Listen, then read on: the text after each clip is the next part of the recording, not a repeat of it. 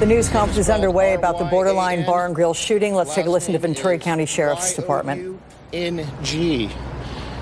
Also on my right is L.D. Maples. He's the chief of the Coastal Division of the California Highway Patrol. First name is spelled L.D., last name Maples, M-A-P-L-E-S. So right now I'm going to hand it over to Sheriff Dean to give you the latest. Good morning. You're all experienced reporters, and you understand this is dynamic, ongoing investigation and a tragic situation. So I'll go through the details. I'll share with you everything I have, and we'll answer all the questions you may have. Our partners from the FBI and the Highway Patrol will also answer any additional questions you might have. Tonight at 11:20 p.m., Sheriff's 911 received multiple calls of shots being fired at the Borderline Bar and Grill in Thousand Oaks. Our first sheriff's unit arrived on scene 3 minutes later. There was also 2 Highway Patrol officers on scene who had been on a local traffic stop and heard the traffic and responded right away.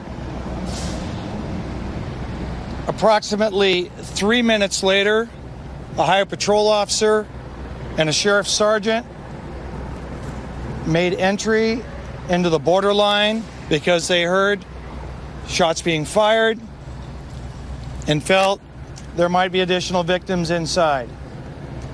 Upon going through the front door, the sheriff's sergeant was struck multiple times with gunfire. The Highway Patrol officer stepped back and secured the perimeter until additional units arrived, and he rescued the sheriff's sergeant out of the line of gunfire.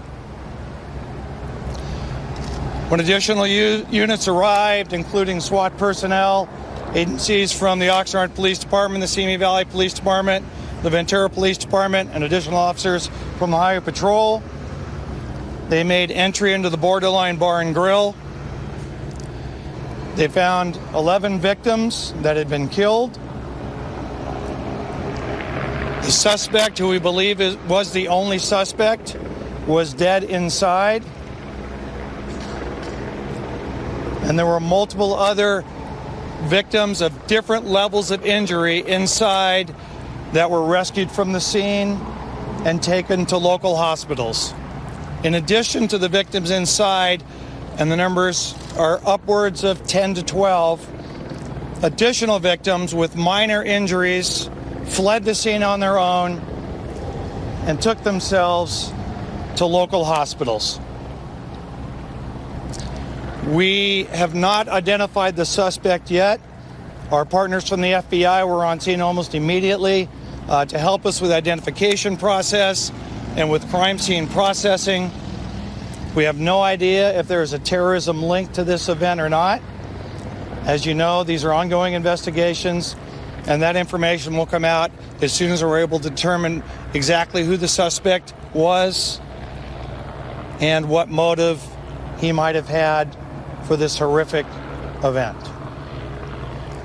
I'd be happy to answer any questions you might have.